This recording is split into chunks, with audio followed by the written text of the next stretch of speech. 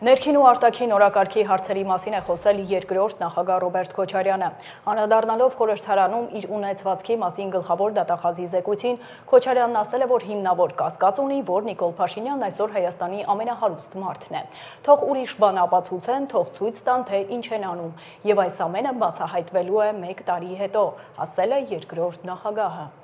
Հիմա իմ մոտ հարց է առաջանում։ Հիմա հայտնվել են նորաթուխ օլիգարխներ, որոնք հանկարծ 2 տարի առաջ ոչ մեկը նրանց անունը չգիտեր, 2 տարում հանկարծ դառել են 50-100 միլիոն դոլարանոց պրոյեկտներ իրականացնում Հայաստան։ Ո՞ւր դեից այդպես։ Դուք հավատում եք, որ դա իրենց փողն է։ Այդ 2 միլիարդ 65 միլիոն, հիմնադրամի 100 միլիոն իրենք դեկորացիան են։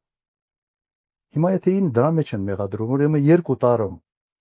կարող է Հայաստանում 100 միլիոն դոլարանոց ծրագիր իրականացնող նորաթուխ օլիգարխ առաջանա, իսկ նախագահի ընտանիքը 6-7 թվականներից մինչև հիմա 10 տարում շնորհքով կիրթ զավակներն ունենալով չի կարող դա ունենալ։ Ինչի ցավալը էս սա նկարագրածից անգամներով քիչ է։ Քիչ են կարող։ Հիմա իմ անունը այստեղ դերակատարություն ունեցել է, թե ոչ։ Ենթադրում եմ, որ ունեցել է։ Ունեցել է այն առումով, որ վստահություն կա, որ այս ընտանիքը քծոտ չի, որ մի բան պայմանավորում են բիզնեսի առումով անում են միջև վերջ։ Դու այդ ռեպուտացիան ունենալով, կապեր ունենալով, որտեղ հիմնական մենք ինչ ունենք, հիմնական մասը դա նախագահությունից հետո է։ Իմ կապերը ազդեցություն ունեցել են դրսի հետ, այո ունեցել են, երկ։ Ես ինքս մի կազմակերպության մեջ եմ աշխատել, ներգրաված, որ շատ լուրջ փող եմ աշխատել, շատ լուրջ։ Եվ այդ աշխատած փողի ամբողջ փաստաթղթավորված ապացույցները ունեմ, շատ լուրջ։ Ստեղ ուղղակի մի քիչ չեմ պատկերացնում այլ մասշտաբներ։ Ստեղ մարդկանց թվում է, թե միայն գոհանալը կարող է հարստանալ։ Եվ դրա համար այս վիճակում ենք։ Ազգային ժողովի նախագահն է անդրադարձել Ռոբերտ Քոչարյանի հայտարարությանը։ Ալեն Սիմոնյանը կարծում է, թե երկրորդ նախագահը պետք է բժշկի դիմի, երբ հայտարարում է, թե Նիկոլ Փաշինյանը Հայաստանի ամենահարուստ մարդն է։ Նիկոլ Փաշինյանը Հայաստանում եղած ամենաբաց ղեկավարն է։ Հայաստանում բոլորը գիտեն, թե ով է երկրի ամենահարուստ ղեկավարը։ Լրագրողների հետ զրույցում ասել է Սիմոնյանը։ Արդարանալուն միտված հարցազրույցը, որն ինքը տվել է, իրեն չի փրկելու։ Հայաստանում Ռոբերտ Քոչարյանի նկատմամբ վերաբերմունքը վաղուց ձևավորված է, հավելել է նա։ Կարծում եմ ինքը պետք է բժշկի դիմի, եթե այդպես հայտարարություններ անում, որտեվ Նիկոլ Փաշինյանը ամենաբաց երկրի ղեկավարն է երբևիցե Հայաստանի Հանրապետությունում եղած եւ Հայաստանի Հանրապետությունում բոլորը գիտեն, թե ով է ամենահարուստ երկրի ղեկավարը եւ ում դեմ է այս պայդրությամբ $200 միլիոն։ Իսկ ես չեմ նայել այդ այսպես ասած ասուլիսը, որը ես ասուլիս չեմ համարում, հարցազրույցը ես չեմ նայել եւ պետք է ասեմ, որ ավելի լավ կլներ ինքը խոսար այդ $200 միլիոն վերջը Ղարաբաղից էին բերել, պապներ կտակե, Ալբանիայից էին ստացել որպես օգնություն, թե որտեղից է այդ $200 միլիոն, ել չեմ ասում մնացած ունեցվածքը, որը որ մենք դեռ գիտենք։ Հələ այսքանը գիտենք, հələ այսքանի հայց ներկայացվել է, հələ ինչքան բան է բացահայտվելու, թող դրա մասին խոսա, անպայման կնայեմ, չեմ կարծում, որ կարողանա բացատրի, որովհետև այդ արդարանալուն միտված հարցազրույցը, որը ինքը տվել է, իրան չի փրկելու։ Հայաստանի Հանրապետությունում Ռոբերտ Քոչարյանի նկատմամբ վերաբերմունքը վաղուց ձևավորված է։ Նույնիսկ պատերազմից հետո շատ մարդիկ իր դեմքի ջղաձգումները հանրապետության հրապարակում տեսնելուց հետո որոշել են գնալ քվեարկության, որ հանկարծակի այդ օտարը Հայաստանի Հանրապետությունում, այդ մարդասպանը, այդ կոռումպացված անձնավորությունը, որը Հայաստանի Հանրապետություն խոպան էր եկել իր թայֆայով, հանկարծակի իր թայֆայով, հանկարծ չվերադառնա Հայաստանի Հանրապետություն։ Օտարը ինքը իր մտածելակերպը, իր գործելավոճը հայ մարդուն օտար է եւ ինքը օտար է Հայաստանի Հանրապետությունում, ինքը հայ ժողովրդին վերաբերվել է որպես խոպանի տեղ, Հայաստանին վերաբերվել է որպես խոպանի տեղ, իրանք եկել են այդտեղ փող աշխատելու, մարդ սպանելու, իրանք մարդասպաններ են, իրանք այո, ինչ անենք, տարբեր տեղերում Հիտլերն էլ շատ բան է ստացել, տոկոս է ստացել, բայց դա չի նշանակում, որ ինքը մարդասպան չի։ Նոր Նորքի թաղապետը հրաժարական է տվել։ Այս մասին Տիգրան Տեր-Մարգարյանը հայտարարել է քաղաքապետարանում գործակարգավարական խորհրդակցության ժամանակ, նշել, որ այսօրվանից դադարեցնում է լիազորությունները, շնորհակալություն հայտնել կուսակցության ղեկավարին, քաղաքապետին եւ նոր նորքեցիներին, վստահեցրել, որ իր տված խոստումները կատարվելու են։ Քաղաքապետարանում այսօր նաեւ նշանակումներ են եղել։ Օրեր առաջ Նոր Նորք վարչական շրջանում տեղի ունեցած սադրանքը եւ դրա հաջորդած գործողությունները դարձան լայն քննարկման առարկա եւ հասան Հայաստանի Հանրապետության թիվ 1 ամբիոն, որտեղ սկսվեց քննարկվել իմ անձը եւ հանուն մանդատի ճամբարից ճամբար թռած նման երևույթներ սկսեցին քննարկել իմ վարքագիծը։ Համոզված եմ, որ դրան հաջորդելու է նաեւ եւ դառնալու է շահարկման առարկա այն, որ ես լինելով Նոր Նորք վարչական շրջանի ղեկավար խոչընդոտելու եմ դատավարության ընթացքին։ Հետևաբար, պարոն քաղաքապետ, այսօրվանից դադարեցնում եմ իմ լիազորությունները որպես Նոր Նորք վարչական շրջանի ղեկավար, շնորհակալություն հայտնելով Հանրապետություն կուսակցության նախագահ Արամ Սարգսյանին այս պատասխանատու պաշտոնն ինձ վստահելու համար, շնորհակալություն եմ ուզում հայտնել ձեզ արդյունավետ աշխատանքի եւ համագործակցության համար, շնորհակալություն եմ ուզում հայտնել նոր նորքեցիներին եւ վստահեցնել, որ բոլոր այն խոստումները, որ տրվել են իմ կողմից, դառնալու են իրականություն եւ խոսքս ուզում եմ ուղղել եւս մեկ անգամ ազգային ժողովում ծվարած որոշ մանդատագողերին։ 2026 թվականը սարերի հետևում չի։ Մենք հանդիպելու ենք 2026 թվականին եւ 2026 թվականին ես մասնակիցն եմ լինելու ձեր քաղաքական վախճանին։ Պարոն քաղաքապետ, ձեզանից եւս մեկ անգամ շատ շնորհակալ եմ։ Ես ողջունում եմ ձեր որոշումը եւ նաեւ հաջողությունները մաղթում ձեր ապագա բոլոր նախաձեռնություններում։ Ինչպես նաև ուզում եմ այնուամենայնիվ շեշտել, որպեսզի հետագայում նման, այսպես ասած, մեթոդներով որոշ գործընկերներ չփորձեն շարունակել իրենց աշխատանքը, որովհետև այնուամենայնիվ միայն բիրտ ուժը չէ, որ կարող է գործադրվել սադրանքների դեպքում, կան այլ մեթոդներ, քրեաիրավական մեթոդներ եւ ես կարծում եմ, որ բոլոր այն տեղերում, որտեղ որ անձինք պաշտոնյաների նկատմամբ անհարգալից վերաբերմունք կցուցաբերեն այնպիսի վերաբերմունք, որը որ արդեն կանցնի քրեական օրենսգրքի որոշ հոդվածներով, ես ձեզ վստահեցնում եմ, որ արդեն մեր բոլորիս ուշադրությունը շատ ավելի շատ սևեռված է լինելու այդ տեսակ վարքագծին։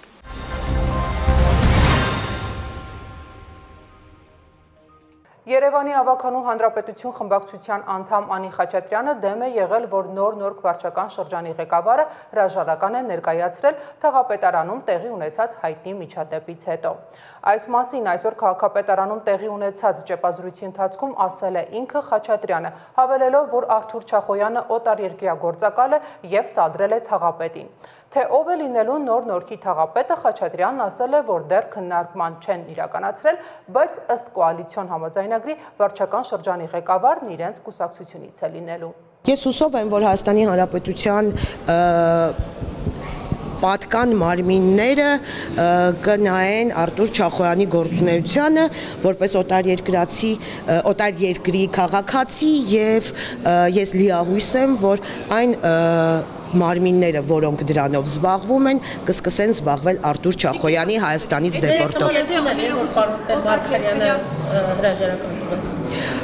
Իմ անձամբ, իմ համար ես չէի ուզում, ես դեմ եմ եղել, որպեսզի պարոն Տեր-Մարգարյանը հրաժարական տա։ Այժմ խորհրդարան, որտեղ պետաիրավական հարցերի մշտական հանձնաժողովի նիստում պետք է քննարկվեր ԿՊԱ-կան падգամավոր Հայկ Սարգսյանի օրենսդրական նախաձեռնությունները բանակում այսպես կոչված այլընտրանքային ծառայության մասին։ Քննարկումը հետաձգվել է հեղինակի առաջարկով։ Հայկ Սարգսյանը տեղեկացրել է, որ իր առաջարկները նախ կառավարության առաջիկա նիստում կքննարկվեն, հետո կներկայացվեն խորհրդարանի դատին։ Նախաձեռնությունը խայտառակություն է որակում Հայաստան խմբակցության падգամավոր Գեղամ Մանուկյանը, անդրադառնալով նախագծին, որի համաձայն 18 տարին լրացած քաղաքացիները կարող են վճարել 15 միլիոն դրամ եւ ծառայել 6 ամիս, կամ վճարել 20 միլիոն դրամ եւ ծառայել 1 ամիս։ Մանուկյանը նշել է, որ նախագիծը խիստ անարդարություն է հաստատելու եւ որևէ արդարացում չի հիմնավորվում։ Սրա դեմ ամեն ինչ պետք է անենք, որովհետև խայտառակությունը, Հայաստանի Հանրապետության Սահմանադրությունը բոլոր քաղաքացիներին հավասար է համարում հայրենիքի առաջ իրենց պարտականությունները կատարելու։ Հիմա այս նախագծով պարզվում է, որ 20 միլիոն դրամ ունեցողը 1 ամսով է կարողանում պարտականությունը կատարել, մյուս քաղաքացիները 24 ամիս պետք է ծառայությունը իրականացնեն։ Ինչ անդրադարձ կունենա բանակը բանվորագյուղացիական բանակ։ Նայեք, իրականում խիստ անարդարությունը, որ հաստատվելու է։ Իրականում սահմանադրությունն է, որ սահմանադրության հստակ կետերն են ոտնահարվելու։ Եվ այս առումով այն բոլոր հիմնավորումները, որ կան, որևէ արդարացում չկա։ Հիմնավորում թե մեկը հարուստների երեխաները չեն ծառայում, ուրեմն ընդունում են, որ փողով բանակից ազատում են, բայց 7 տարի ինչ էին անում։ Սա ուղղակի խայտառակություն է, դարձնում են աղքատների զինված ուժեր։ Իմպիչմենթի գործընթացի մասին է լրագրողները խորհրդարանում հարցեր ուղղել Հովիկ Աղազարյանին։ Պատգամավորը ներկայացրել է process-ը, վստահեցրել, որ գործընթացը չեն դադարեցնելու, դարձյալ շեշտել է, որ չեն գործակցի Ռոբերտ Քոչարյան կամ Սերժ Սարգսյան առանցքում գտնվող որևէ մեկի հետ։ Աղազարյանը խոսել է նաև իր թեկնածության մասին, ասել, որ ամենամեծ շանսը հենց ինքն ունի, բայց ինքը իր խոսքով այդ տղան չէ։ Ունեն նաև պլան B, որը դեռ չի բացահայտում։ Ինչ վերաբերում է Էդմոն Մարուքյանի վերաբերյալ դիտարկմանը, թե աշխատել է Նիկոլ Փաշինյանի մոտ, Աղազարյանն ասել է, որ Մարուքյանը երբեք Նիկոլ Փաշինյանի մոտ չի աշխատել, աշխատել է Հայաստանի Հանրապետության վարչապետի հետ։ Աղազարյանն անդրադարձել է նաև նախօրեին Ռոբերտ Քոչարյանի հեգնական հայտարարություններին Մարուքյանի մասին, ասել, որ միշտ բարձր կարծիք է ունեցել Քոչարյանի անձի վերաբերյալ, բայց Քոչարյանը գնաց սխալ ճանապարհով։ Ինքը գնաց սխալ ճանապարհով եւ եթե ասում է լավ եմ արել 100 միլիոն թալանել եմ։ Նիկոլը թալանել է, դա չի ասել, բաղասել ո՞նց ալնում, ասում է չի ասել։ Իր ասածը դա է նշանակում։ Լավ եմ արել 100 միլիոն թալանել եմ, որոշները քան այսքան թալանել։ Լավ ենք արել, Արցախը տվել ենք, բայց դուք ինչ եք բանը տվել, ղարսը տվել։ Այդ նարատիվներից պիտի դուրս գանք, թալաներից պիտի պատասխան տաս, որ թալանով պիտի պատասխան տա։ Տեխնացուի մասով բնականաբար հեգնել է, պարզաբար հեգնել է, պարոն Մարուքյանի տեխնացիոնը ինքը հեգնել է, բայց հիմա իրանց դեմքնել պատրվում է, Մենք ունենք մի հատ իրավիճակ, պարոն Մարուքյանը իր բանը երեկվա լայվում շատ գեղեցիկ մի հատ միտք արտահայտեց, որ քաղաքական մոնոպոլի արտահայտություն։ Ես մի քիչ ուրիշ ձև էի ներկայացնում, մենք ունենք մի հատ իրավիճակ, իշխանության կայունության իրավիճակ։ Մի սյունի վրա ձողադրված մի ծայրում իշխանություններն քաղաքացիական պայմանագիրը մի ծայրում Անդիմությունն է Ռոբերտ Քոչարյան, Սերժ Սարգսյան եւ իրենք իրար հավասարակշռում են, իրենք իրար պահում են։ Այս սյունը պետք է տակից հանել, այդ հավասարակշռությունը խախտել, քաղաքական դաշտում գեներացնել որոշ էներգիա եւ հանող Էդմոն Մարուքյանն է։ Աջան։ Սյունը հանող Էդմոն Մարուքյանն է։ Կարևոր չի թող գահանի, կարևորը որ հանվի։ ԱՄՆ նախագահը կրկին խոսել է ներգաղթյալների հոսքը դեպի ԱՄՆ սահմանափակելու մասին։ Արդեն իսկ խստացված պայմաններն էլ ավելի են խստացվելու։ Միգրացիոն ճգնաժամին ԱՄՆ Մեքսիկա սահմանից հետևել է Ռաֆայել Մնացականյանը։ Միացյալ Նահանգներ Մեքսիկա սահմանը տասնամյակներ շարունակ հանդիսանում է եզրագիծ։ Այստեղ հանդիպում է խաղաղությունն ու առճակատումը, աղքատությունն ու բարեկեցությունը։ Այստեղ են հատվում նաև միլիոնավոր ճակատագրեր, որոնց միահյուսել է լավ կյանքի ձգտումը։ Ես գտնվում եմ Մեքսիկայի եւ Միացյալ Նահանգների սահմանագծին։ Իմ թիկունքի հետևում ահա այնտեղ արդեն երազանքների երկիրն է, Միացյալ Նահանգները, եւ հենց այս ճանապարհը, այս անապատն են փորձում ամեն տարի հաղթահարել հազարավոր մարդիկ, ովքեր երազում են հայտնվել Միացյալ Նահանգներում լավագույն կյանք կառուցելու հեռանկարով։ Ցավոք այս վերջին իմիգրացիոն փոփոխությունները որ վարչակազմն է Դոնալդ Թրամփի իրականացնում, այդ մարդկանց երազանքները այդպես էլ չի իրականացնելու։ Նախագահ Դոնալդ Թրամփը, ինչպես եւ խոստացել էր, արդեն տուն է ուղարկում ապօրինի ներգաղթյալների։ Հազարավոր միգրանտներ ռազմական օդանավերով արտաքսվում են, մոտ 1000-ը արդեն ձերբակալված են։ Ինչպես եւ հայտնում էին նախընտրական շրջանում, պատմության ամենամեծ արտաքսումը սկսված է։ Make America great again. ԱՄՆ նախագահը մինչև ընտրվելն էլ բազմիցս խոսել էր, որ ապօրինի ներգաղթյալները անվտանգային խնդիրներ են ստեղծում։ Նրանք նախագահի մեկնաբանությամբ հանցագործներ են։ Միգրացիոն ճգնաժամը դարձել էր նախընտրական պայքարի առանցքային թեմաներից մեկը, եւ Թրամփը ընտրվելուց հետո առաջին հրամանագրերը հենց այդ ուղղությամբ էր ստորագրել։ Եվս մեկն էլ Միացյալ Նահանգներում ծնված երեխաների քաղաքացի դառնալու իրավունքը չեղարկելու մասին էր։ Իհարկե, դա մեղմ ասած հեշտ գործընթաց չէ վերջնական կետին հասնելու համար։ Դրա համար պետք է փոխել Միացյալ Նահանգների սրբության սրբոցը, սահմանադրությունը, իսկ սահմանադրությունը փոխելու համար անհրաժեշտ է ներկայացուցիչների պալատի եւ սենատի անդամների 2/3 աջակցությունը, պլյուս նահանգների 3/4 հավանությունը։ Մինչդեռ Թրամփի որոշման դեմ արդեն դատական հայցեր են ներկայացրել 2 տասնյակից ավելի նահանգներ, ինչպես նաև Սան Ֆրանցիսկոն եւ Վաշինգտոնը, որտեղ իշխում են դեմոկրատները, եւ որոնք անվանվում են ներգաղթյալների համար ապաստան հանդիսացող հարմար բնակավայրեր։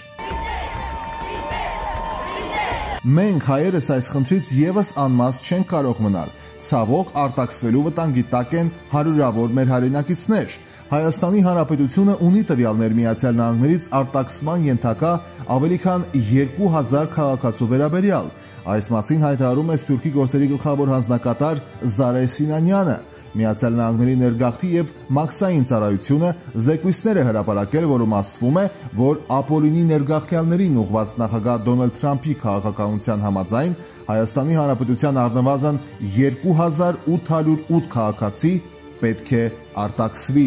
Ըստ Սինանյանի, այս հարցով այլ կառույցներ են զբաղվում։ Արտաքսված քաղաքացիներն էլ չեն կարող Սփյուռքի մաս համարվել, քանի որ Միացյալ Նահանգներում նրանք գտնվում են ապօրինաբար։ Հարկ է նշել, որ մտահոգությունները, շփոթմունքը եւ անորոշությունը ոչ միայն հայերի մոտ են, այլև շատ այլ ազգերի։ Անկամ պետական մակարդակում լինում են դեպքեր, երբ քաղաքական մակարդակով երկիրը դեմ է հանդիսանում արտաքսման նման քաղաքականությանը։ Հարկ է հիշել վերջերս Մեքսիկայի քայլը, երբ Մեքսիկան մերժեց Միացյալ Նահանգների նախագահ Դոնալդ Թրամփի վարչակազմի խնդրանքը թույլ տալ ներգաղթյալներին արտաքսող Միացյալ Նահանգների ռազմական ինքնաթիռին վայրէջք կատարել իր երկրի տարածքում։ Ավելի վաղ Միացյալ Նահանգների ռազմական ինքնաթիռները առնվազն 2 նմանատիպ չվերթ են իրականացրել դեպի Գվատեմալա, յուրաքանչյուրը մոտ 80 անօրինական միգրանտներով։ Հեղինակավոր Washington Post-ի հաղորդմամբ Միացյալ Նահանգների իշխանությունները պատրաստվում են ել ավելի ուժեղացնել միգրացիոն վերահսկողությունը, նպատակ ունենալով 1 տարվա ընթացքում արտաքսել առնվազն 1 միլիոն ներգաղթյալի։ Թերթի տվյալներով ներկայումս Միացյալ Նահանգներում ապրում է ավելի քան 11 միլիոն անօրինական ներգաղթյալ։ Վերլուծաբանները իրենց հերթին նշում են, որ նման զանգվածային գործողությունները մեծ լարվածություն են առաջացնելու ինչպես ներգաղթի համակարգում, այնպես էլ քաղաքական դաշտում, առաջացնելով իրավական, տնտեսական եւ հումանիտար բազմաթիվ խնդիրներ։ Անկախ ամեն ինչից, անկախ դժվարություններից մի շարք մարդիկ դեռ հավատում են, որ հնարավոր է հայտնվել այնտեղ եւ կառուցել իրենց երազանքը։ Ռաֆայել Վնասականյան, Միացյալ Նահանգներ Մեքսիկա սահմանից, հատուկ Նոր Հայաստան հեռուստաընկերության համար։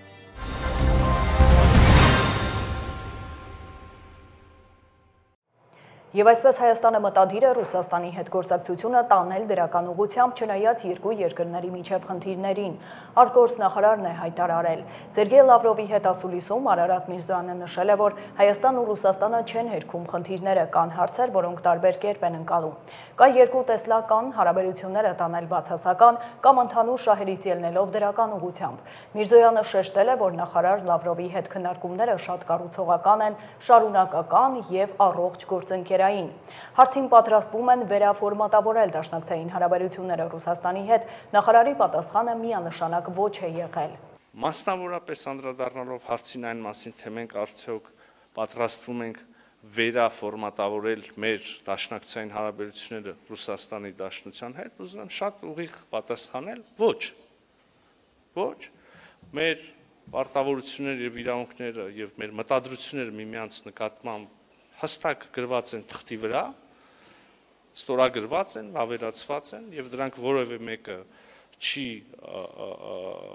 լուծարել, միևնույն ժամանակ հայտնի են հայաստանյան կողմի մտահոգությունները այն մասին, որ նախատեսված միջոցառումները, մեխանիզմները ոչ անպայմանորեն միշտ եւ ոչ անպայմանորեն ամբողջությամբ կամ սահմանված կարգով աշխատել են, բայց սա բոլորովին այլ հարց է։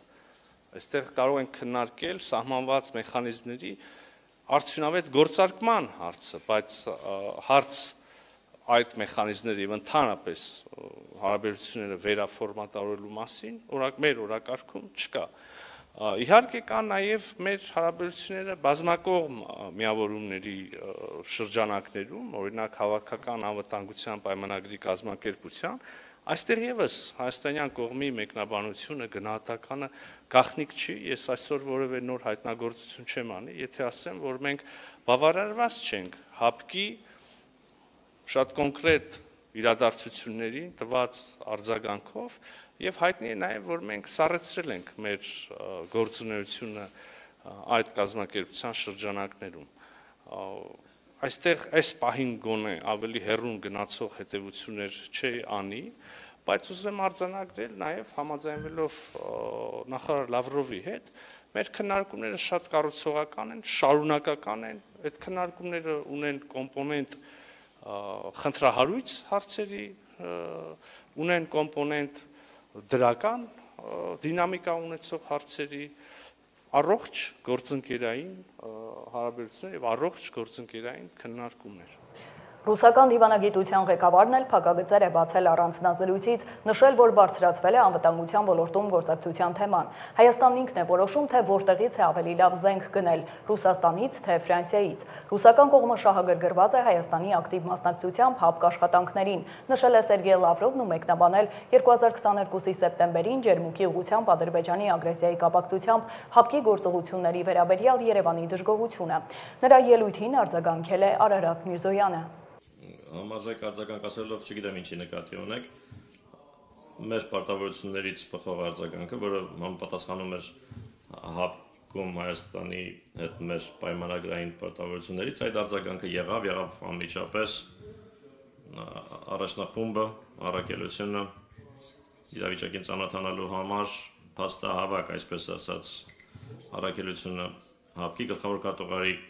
ղեկավարությամբ միանգամից ուղևորվեց դեպքի վայր, ներկայացրեց օպերատիվ զեկույց, կոնկրետ եւ պրակտիկ առաջարկություններով այն մասին, որ պետք է ՀԱՊԿ-ի դիտորդների առաքելություն ուղարկել այնտեղ իրավիճակը կայունացնելու համար, դիտորդների թիվը նախանշվեց իրենց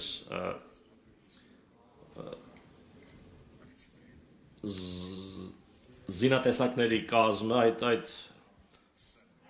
հարցը քննարկվեց նույն տարվա հոկտեմբերին Երևանում ՀԱՊԿ-ի գագաթնաժողովի ընթացքում, դրանից առաջ եղել էր կառավարությունների հանդիպում, աշխատում էին արտգործնախարարները եւ պաշտպանության նախարարներն այդ ուղղությամբ, աշխատում էին երկար, իրենք էին խմբագրում այդ առաջարկությունները, որոնք ՀԱՊԿ-ի քարտուղարության կողմից ներկայացվեցին, այդ Սամվել Միրզոյանի նախագահությամբ եւ վերջում մենք հասանք կոնսենսուսի ամբողջ տեքստի վերաբերյալ եւ առավոտյան տեքստը ներկայացվեց պետությունների կառավարությունների ղեկավարների քննարկմանը, բայց այդ իրավիճակում արդեն տեքստ համաձայնեցված տեքստը տարբեր պատճառներով հայկական կողմն առաջարկեց հետաձգել, կոնսենսուս չեղավ, մենք համաձայնեցինք, տվեցինք մեր համաձայնությունը եւ որոշ ժամանակ անց արդեն հայտարարվեց նոյեմբերին 2022-ի հայտարարվեց Եվրամիության առաքելության մասին եւ Պրահայում հայտարարվեց այն մասին, որ Լեռնային Ղարաբաղի պատկանելիության հարցում դիրքորոշումը այժմ արդեն երկկողմ հիմունքներով, որոնք հաստատվեցին Բաքվի եւ Երևանի կողմից, որոշվելու է 91 թվականի Ալմատիի հռչակագրի հիման վրա, որի համաձայն Լեռնային Ղարաբաղի ինքնավար մարզը Ադրբեջանի մաս է։ Ես թերևս չեմ կարող անմասն մնալ այս չափազանց կարևոր խոսակցությունից, իդեպ այս հարցը եւ այս թեման շատ սերտորեն կապված է եւ ես կասեի մաս է նախորդ հարցի։ Սա հենց այն դեպքերից է, երբ մենք երկու երկրներս ունենալով բազմաթիվ հարցերում փոխհմբռնում եւ միասնական ընկալում եւ մեկնաբանություն, միաժամանակ ունենք նաեւ հարցեր, որտեղ տարբեր են իրադարձությունների մեկնաբանությունները եւ սա հենց այդպիսի հարց է եւ հենց ջերմուկի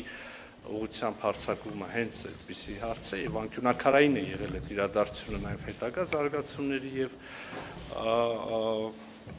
դիրքորոշումների համար այդ թվում եւ ՀԱՊԿ անդամակցության սառեցման համատեքստում հետեւաբար ես էլ կուզեի կրկին առիթից օգտվել եւ ներկայացնել Հայաստանի ընկալումների եւ Հայաստանի դիրքորոշումը։ Ես շատ լավ հիշում եմ իրադարձությունները, ես ինքս անձամբ մաս եմ եղել այդ իրադարձությունների։ Մենք հիշում ենք, երբ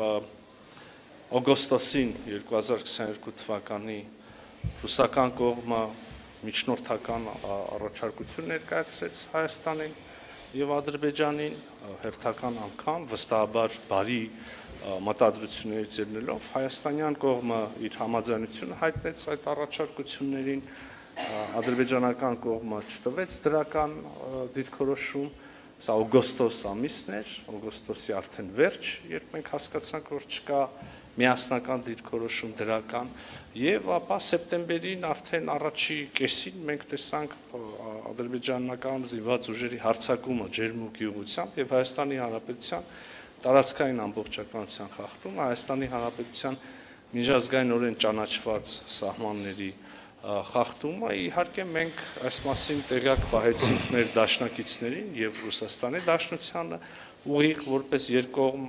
դաշնակից եւ նաեւ ՀԱՊԿ-ի շրջանակներում մեր ռազմական դաշնակիցներին գործողությունները, որոնք դրանք հետևեցին, ինչպես արդեն առիթ ունեցել եմ ասելու, գոհացուցիչ չէին Հայաստանի Հանրապետության համար եւ արդեն հաջորդ ամիս հոկտեմբերին տեղի ունեցավ քառակողմ հանդիպում Պրահայում, որտեղ կողմերը վերահաստատեցին դեռևս 91 թվականի դեկտեմբերից գործող ընդհանուր ընկալումը, ստորագրված ընկալումը այն մասին, որ Հայաստանը եւ Ադրբեջանը ճանաչում են իրենց տարածքային ամբողջականությունը Ալմա-Աթայի հռչակագրի հիման վրա։ Ես ուզում եմ կրկին հիշեցնել, Ալմա-Աթայի հռչակագրին միանալով երկրները, մասնավորապես Հայաստանը եւ Ադրբեջանը, ճանաչել են, որ ճանաչում են միմյանց սահմաններ եւ տարածքային ամբողջականությունը խորհրդային միության փլուզման պահին գործող սահմանների շրջանակներում։ Ինչ վերաբերում է այս հարցում Լեռնային Ղարաբաղի խնդրին, ապա Հայաստանի Հանրապետության դիրքորոշումը տարիներ շարունակ եղել է չկիսված որևէ միջազգային գործընկերոջ կողմից, այդ թվում նաև հարկ եմ համարում այս պահին հիշեցնել, որ Ռուսաստանի Դաշնությունը բարձրագույն մակարդակով ընդգծել է Լեռնային Ղարաբաղի պատկանելությունը Ադրբեջանին, Հայաստանի Հանրապետությունը չի վիճարկում այս մոտեցումը, Հայաստանի Հանրապետությունը կրկին ուզում եմ առիթից օգտվել եւ ասել, որ ճանաչում է Ադրբեջանի տարածքային ամբողջականությունը Ալմաթայի հռչակագրի վրա, հիման վրա եւ բնականաբար ակնկալում է եւ ստացել է հավաստիացում Ադրբեջանի կողմից Հայաստանի Հանրապետության տարածքային ամբողջականության ճանաչման վերաբերյալ կրկին Ալմա-Աթայի հռչակագրի հիման վրա։ Շնորհակալ եմ։ Նախարարների հանդիպմանը զուգահեռ արտգործնախարարության շենքի դիմաց բողոքի ակցիա է անցկացվել։ Մեր երկրում արևմտյան հայացքներ ունեցող մի խումբ քաղաքացիներ, որոնց շարքերում եղել են նաև քաղաքական, հասարակական գործիչներ, իրավապաշտպաններ, տարբեր պաստառներով հավաքվել են նախարարության շենքի դիմաց։ Ոստիկանները ակցիայի մասնակիցներին հորդորել են դադարեցնել գործողություններն արարողակարգային հանդիպումներին չխոչընդոտելու համար, որին ի պատասխան հավաքվածները հայտարարել են, որ որևէ կերպ չեն խանգարում շենքի ներսում տեղի ունեցող հանդիպմանը։ Կողմերի միջև տեղի է ունեցել վիճաբանություն։ Մի խանգարեք։ Մենք չենք խանգարում, մեր խաղաղ ակցիա։ Մենք շարունակելու ենք այնտեղ, որտեղ հայտարարել ենք իսկ մենք հայտարարել ենք, որ արտգործնախարարության շենքի առջև Այո, նայել է առջև, դրա համար չենք խոչընդոտում, խնդրում ենք անցեք փողոցի այն կողմը։ Եվ մենք հիմա ուզում ենք մեր քաղաքացիներին իրազեկենք, թե ինչ հանցագործ է այստեղ եկել Հայաստան։ Պարոն Բաբաջանյան, խանգարում եք, թույլ չեք տալիս, որպեսզի մեր քաղաքացիները հիմա այստեղ խաղաղ ակցիա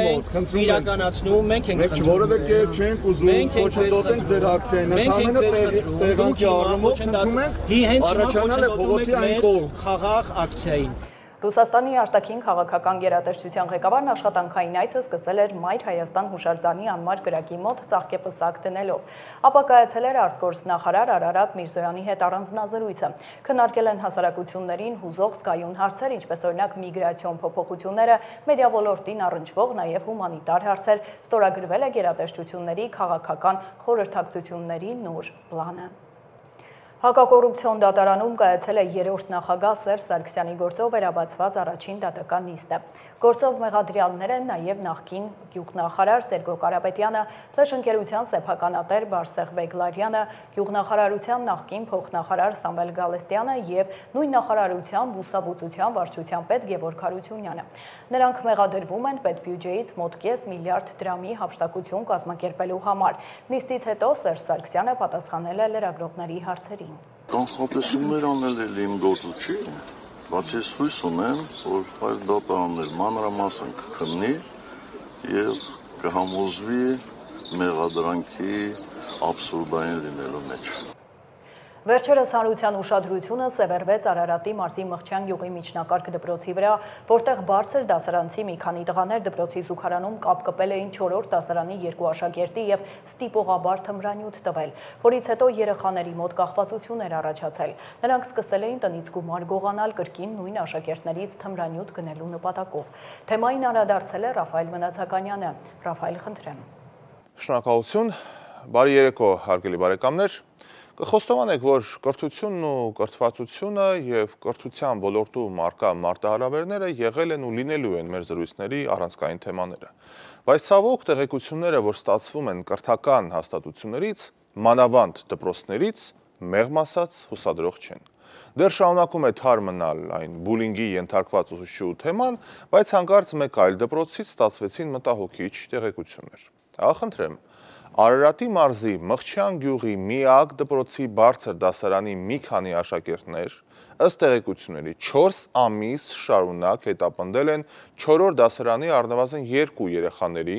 ստիպողաբար նրանց շուրթերին թմրանյութի նմանվող ինչ-որ ճերմակ փոշի են լցրել են անգամ բերանները այդ փոշին, այսպիսով ըստ նախնական տեղեկությունների նրանց մոտ հրահրում էին կախվածություն։ Հետո ստիպել են, որպեսզի նրանք տնից գումար բերեն։ Այսպիսի հեռանկարային քայլեր։ Ահազանգում էին մղջյանցիները, խնդրելով ուշադրություն հրավիրել այս խնդրի վրա եւ մեկնաբանել, բայց խնդրեցին նաեւ, որպեսզի նրանք մնան անանուն։ Դե հասկանում եք, փոքր համայնք է, երևի վախենում են։ Ուսագուցե այսպես էլ մնար անանուն ու կասկածների տիրույթում, եթե չլիներ պատկան մարմինների հետաքրքիր մեկնաբանությունը։ Քննչական կոմիտեն ոչ միայն չի հերքել այս ահասարսուռ մանրամասները, ավելին հայտարարել է 4 անձի նկատմամբ քրեական գործ է հարուցվել, 2-ի նկատմամբ կիրառվել է դաստիարակչական գործառույթ, վարչական հսկողություն, մեկն էլ տնային կալանքում է, մյուսն էլ անգամ ձերբակալելու որոշման մասին է խոսում։ Այսպիսով, տուժածներն ու մեղադրյալները տոքսիկոքիմիական փորձաքննություն պիտի անցնեն, միայն դրանից հետո իրավապահները կասեն, թե ինչ է եղել, թմրանյութ էր, թե ոչ։ Իրեւ հետաքրքրական էր նաև, որ երբ ժամանակագրության մասին հետաքրքրվեցինք, պարզեցինք հետևյալը, որ արդյունքները լինելու են հայտնի առնվազն 1 ամիս անց։ Կսպասենք։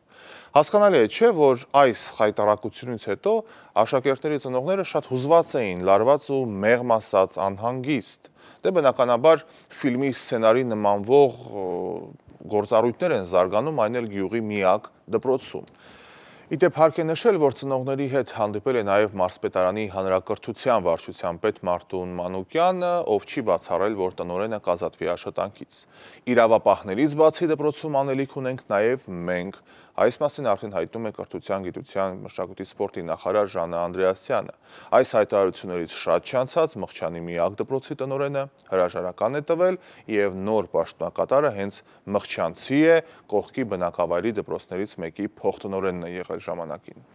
Այսպիսով, մեղադրյալներից 3-ը 11-րդ դասարանցիներն են, անչափահաս, մյուսը 12-րդ դասարանցի է, 18 տարեկան է, չափահաս։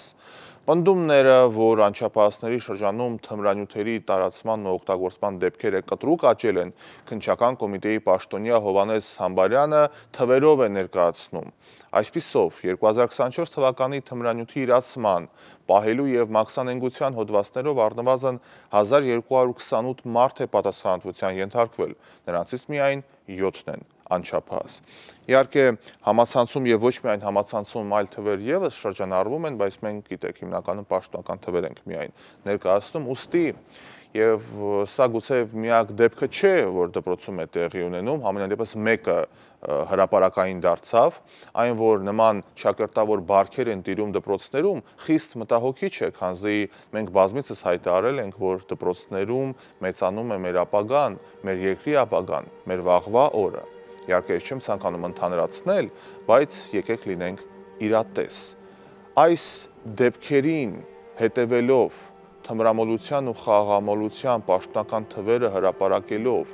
ինչ ապագայի մասին ենք մենք խոսում, ինչ երկրում ենք մենք ցանկանում ապրել։ Մտածեք այս ուղղությամբ։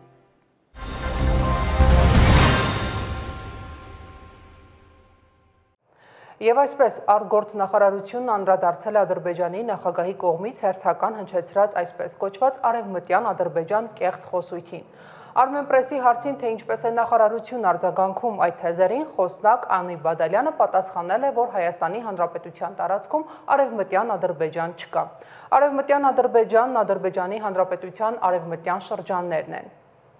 Կառավարությունը հաստատել է զինվորական ծառայության կարգավորման փոփոխությունների վերաբերյալ քաղաքացիական պայմանագիր խմբակցության падգամավոր Հայկ Սարգսյանի նախագիծը։ Վարչապետն արձակուրդում է, կառավարության նիստը վարել է փոխվարչապետ Տիգրան Խաչատրյանը։ Պաշտպանության նախարարը ներկայացնելով նախագիծը նշել է, որ առաջարկում է սահմանել 24 ամսից պակաս ժամկետով պարտադիր զինվորական ծառայություն անցնելու հնարավորություն 1 ամիս ժամկետով վճարելով 20 միլիոն դրամ, 6 ամիս ժամկետով ծառայություն անցնելու դեպքում 15 միլիոն դրամ։ Պարտադիր զինվորական ծառայությունը անցնելու սահմանային առավելագույն տարիքը 27-ի փոխարեն սահմանել 32 տարեկան։ Մինչև 18 տարին լրանալը եւ կամ զորակոչային տարիքում Հայաստանի Հանրապետության քաղաքացիություն ստացած եւ մինչև քաղաքացիություն ստանալն այլ զինվորական ծառայություն չանցած կամ 1 տարուց պակաս ժամկետով ծառայություն անցած քաղաքացիների համար զու օրենքով սահմանված 24-ամյա ծառայության ժամկետը փոխարինել 12-ամյա ժամկետով ծառայությամբ, ինչպես նաեւ այդ ժամկետով չզորակոչվելու դիմաց նախատեսել 2.5 միլիոն դրամ պետբյուջե փոխանցելու պարտականություն։ Մինչև 16 տարին լրանալը զինվորական հաշվառման տարիքը Հայաստանի Հանրապետության քաղաքացիությունից դուրս գալու համար արական սեռի քաղաքացիների համար պետական տուրքի գումարը սահմանել 15 միլիոն դրամ։ Այդ առաջարկություններով օրինագիծը կներկայացվի ԱԺ քննարկմանը։ Պարոն Պապիկյան, ես ճիշտ եմ հասկանում, որ կառավարության կողմից ներկայացված առաջարկությունների մեկ սկզբունքային առանձնահատկությունն այն է, որ յուրաքանչյուր զորակոչի դեպքում կառավարությունը համապատասխան սահմանաչափ կհայտարարի եւ սա նաեւ թույլ կտա գնահատել այս միջոցառման արդյունավետությունը կամ կառավարել այն ռիսկերը, որոնք կարող են առաջանալ նման շատ զգայուն, ինչպես դուք նշեցիք, եւ էական փոփոխությունների պարագայում։ Այո, պարոն Խաչատրյան, դուք շատ ճիշտ եք, այս կետը մեզ համար սկզբունքային էր այն առումով, որ չնայած բարեփոխումը նպատակ ունի զորակոչիկների թիվը ավելացնել եւ տարբեր ճանապարհներով զորակոչից խուսափելու հնարավորությունները սահմանափակել, ընդհուպ ամբողջությամբ արգելափակել, որպեսզի այն գումարները, որոնք տարբեր ուղիներով հոսում են տարբեր տեղեր, դրանք մտնեն պետական գանձարան եւ նույն ժամանակ մեզ հնարավորություն տան մեծացնելու պրոֆեսիոնալ բանակի հնարավորությունները եւ թվաքանակը։ Ես պիտի հիշեցնեմ, որ այս նախագծի մի մասը դեռևս 2022 թվականին կառավարության կողմից էր հենց առաջարկվել եւ հետագայում դրա մի մասը արկախվեց 2022 թվականի սեպտեմբերի դեպքերով պայմանավորված։ Այն ժամանակ էր, որ մեր կողմից ընդունվեց Պաշտպան հայրենիաթ ծրագիրը, որը ենթադրում է, որ այն ժամկետային զինծառայողը, որը 5 տարով պայմանագիր կկնքի Պաշտպանության նախարարության հետ, ծառայությունից հետո կստանա նաև 5 միլիոն դրամ պարգևավճար։ Եվ այստեղից էլ այս թվերը, խոսքը վերաբերում է 18 եւ 24 միլիոն դրամ կառավարության առաջարկությունների, որը ենթադրելու է, որ հնարավոր կարճ ժամկետով ծառայելու պարագայում, երբ գումար կվճարեն պետական բյուջե, դրա միջոցով մենք կարողանանք 5 տարի շարունակ 2 պայմանագրային զինծառայողի եւ աշխատավարձ վճարել եւ նաեւ վճարել այն 5 միլիոն դրամ պարգևավճար, որը ստանձնել է կառավարությունը։ Ես ճիշտ եմ հասկանում, որ մենք սահմանում ենք 3 ժամկետ ծառայության համար պարտադիր 24 ամիս, 4 ամիս եւ 1 ամիս, եւ եթե այո, նաեւ ուզում եի հասկանալ ինչի հենց 1 ամիս եւ 4 ամիս, ոչ թե 6 ամիս եւ 12 ամիս օրինակ։ Նու 1 ամսվա դեպքում էլի կարող եմ տրամաբանությունը ենթադրել, այսինքն նվազագույն պատրաստություն անցնեն զորակոչիկները, հետո այդ հնարավորությունից օգտվեն, բայց 4-ը չգիտեմ, խնդրես բարձրաբանել։ Շնորհակալ եմ։ 24 ամիսը օրենքով սահմանված Հայաստանի քաղաքացու պարտավորություններն են, իսկ կրճատ ժամկետները վերաբերում են, դուք ճիշտ նկատեցիք, 1 ամիսը նվազագույն պատրաստության համար, որպեսզի քաղաքացին տիրապետի օգտվել զենքից եւ տարական զինվորական կանոններ, որովհետեւ այս երիտասարդները, ովքեր այդ հնարավորությունը կստանան, միևնույնն է գրանցվելու են պահեստազորում, ի տարբերություն զարտուղի ճանապարհով ազատվող այլ քաղաքացիների։ Գուցե եւ կարգավորումները վերջնական չեն, իդեալական չեն, բայց պետքա կարծում եմ համարձակություն ունենալ եւ փորձել գնալ լուծման, որովհետեւ չլուծելով խնդիրը չի վերացել, այսինքն այնպես չի, որ մենք չենք արել այս կարգավորումները եւ դրանից ինչ որ չգիտեմ, իներցիայով կամ աստիճանաբար խնդիրը մեղվելա կամ ինչ, ոչ այդ նույն խնդիրը կա, մենք միշտ խոսել ենք եւ բոլորը մշտապես խոսել ենք եւ ոչինչ չենք արել հաշվի առնելով այո զգայունությունը։ Ես միանում եմ ձեր առաջարկին, եկեք փորձենք անենք, հետո կհղկվենք, եթե կարիք լինի։ Հայաստանը վերացնում է մուտքի վիզայի անհրաժեշտությունը Բահրեյնի թագավորության, Սաուդյան Արաբիայի թագավորության եւ Օմանի սուլթանության քաղաքացիների համար։ Այս որոշումը եւս ընդունվել է կառավարության նիստում։ Նախագծի համաձայն մուտքի արտոնագրերի անհրաժեշտությունը վերացվում է նաև այն անձանց համար, որոնք այս երկրներում, ինչպես նաև Միացյալ Արաբական Էմիրություններում եւ Միացյալ Նահանգներում ունեն կացության իրավունք կարգավիճակ։ Նախագիծը ներկայացրել է ԱԳ նախարարը։ Էկոնոմիկայի նախարարն էլ կարևորելով նախագիծը նշել է այն ենթադրում է նաև զբոսաշրջային էական հոսքերի ավելացում։ Անհրաժեշտությունը այս փոփոխության հիմնավորվում է տնտեսական նկատառումներով, ակնհայտ է, որ այս փոփոխությամբ մենք կհեշտացնենք եւ մարդկանց այցելությունը մեր երկիր եւ մարդկանց միջև, այսինքն մեր քաղաքացիների հետ շփումները, ինչպես նաեւ կմեծացնենք ներդրումային գրավչությունը։ Ուզում եմ ավելացնել նաև, որ մի շարք այլ երկրներում, հարևան երկրներում, ովքեր ունեն որոշակի տնտեսական զարգացվածության մակարդակ, արդեն իսկ նման ռեժիմ ունենք, այսինքն արտոնագրային ռեժիմ չունենք։ Դիցուք օրինակ Միացյալ Արաբական Էմիրությունները մենք վերջերս անցած տարի, եթե չեմ սխալվում, վերացրեցինք այդ անհրաժեշտությունը իրենց հետ եւս։ Նաև նշեմ, պարոն փոխվարչապետ, մենք չզեկուցվող հարցերի փաթեթի շրջանակներում արդեն ընդունեցինք քիչ առաջ որոշում, որը բխում է կարգավորումները նախատեսվում, որոնք բխում են այս որոշումից։ Շնորհակալություն, պարոն Միրզոյան։ Նախագծի վերաբերյալ հարցեր, դիտարկումներ, պարոն Պապյան, խնդրեմ։ Շնորհակալություն, հարց չունեմ, դիտարկում, սա շատ կարևոր նախագիծ ենք մենք համարում եւ ակնկալում ենք զբոսաշրջային էական հոսքերի ավելացում եւ նաեւ գործարար միջավայրն է սա ողջունում եւ պատրաստվում, հուսով ենք նաեւ սրանք հաջորդվի նաեւ ուղիղ չվերթների ավելացման հնարավորությունը, որովհետեւ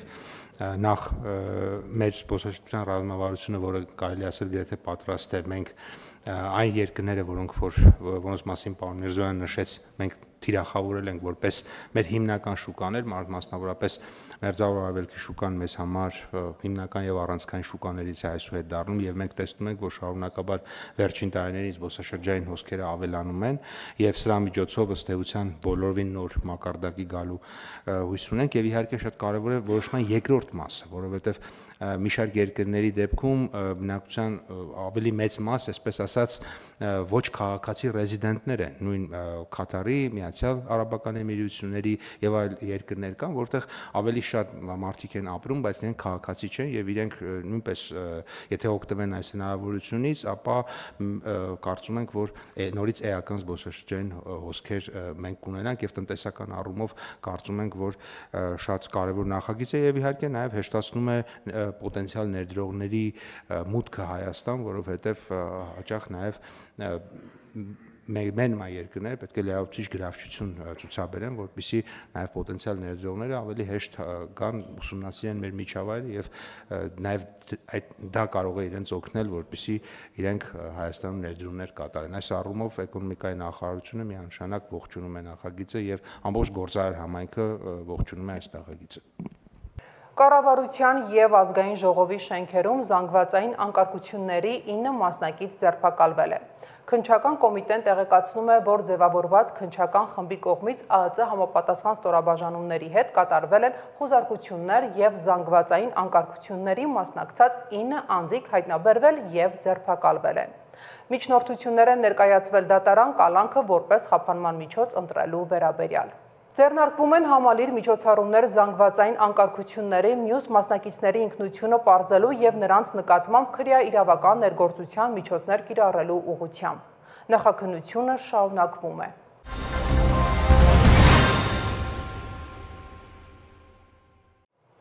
Եվ այսպես թողարկումը սկսենք աղմկահարույց լուրով քննչական կոմիտեի շենքից $500 միլիոն ավելի գումար գողանալու դեպքով կա ձերբակալված։ Կոմիտեից ստացված հաղորդման հիման վրա հակակոռուպցիոն կոմիտեում նախաձեռնվել է քրեական վարույթ Երևանի դեղատան 3 հասցեում գտնվող վարչական շենքից առանձնապես խոշոր գումար հափշտակելու դեպքի առթիվ։ Նախաքննության ընթացքում ձերբակալվել է 1 մարդ։ Հանցագործությունը բացահայտելու ուղղությամբ իրականացվում են լայնածավալ օպերատիվ, հետախուզական եւ ապացուցողական գործողություններ։ Նախաքննությունը շարունակվում է։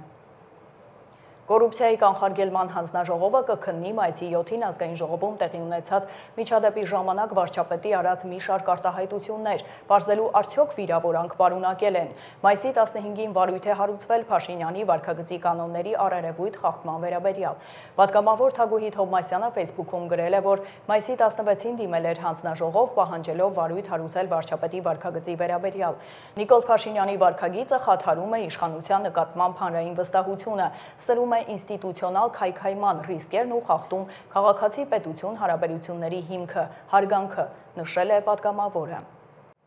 Այժմ օրվա խորհուրդը հանրապետության դպրոցներում այսօր հնչել է վերջին զանգը։ Ավելի քան 61000 շրջանավարտի վերջին դասն է եղել։ Օրվա առթիվ Ժաննա Անդրեասյանն ուղերձ է հղել։ Համարձակ գնացեք առաջ ձեր երազանքների ու նպատակների հետևից, սխալներից սովորելով, երբեք չընկճվելով եւ աճող կենսունակությամբ։ Դպրոցը նաեւ դրա մասին է, ձեզ կյանքին պատրաստելու ոչ միայն գիտելիքներով, այլև էմոցիոնալ եւ հոգեվոր հասունությամբ։ Միշտ չէ, որ սովորականը նաեւ ճիշտ է։ Վերջին զանգը ձեր մասին է, ձեր հույզերի, զգացողությունների, դպրոցական կյանքի ապրումների։ Դրանք կարևոր են հենց այստեղ, հենց այս պահին։ Այդ հույզերի մեջ անպայման կան ձեր ուսուցիչները, որոնք ձեր կյանքի շատ կարևոր մասն են, իրենց խորհուրդներով եւ ներկայությամբ, իրենց մեծ աշխատանքով։ Շնորհակալություն հայտնեք նրանց այդ մեծ աշխատանքի համար։ Ուսուցիչ լինելն ամենադժվար աշխատանքներից մեկն է։ Չկա մի բան, որ չեք կարող անել, եթե շատ եք ուզում ու շատ ջանք եք դնում դրա համար, ասված է ուղերձում։ Ժամը 12-ի դրությամբ մայրաքաղաքում եւ մարզերում պահպանվող հատուկ տարածք է տեղափոխվել վերջին զանգի միջոցառումների մասնակիցների 109 տրանսպորտային միջոց, որոնցից 78-ի ղեկին եղել են անչափահասներ։ Ոստիկանությունը հորդորում է զերծ մնալ մեքենաները երեխաներին վստահելուց, յուրաքանչյուր դեպք առաջացնելու է իրավական հետևանք։ Ուժեղացված ծառայությունը շարունակվում է։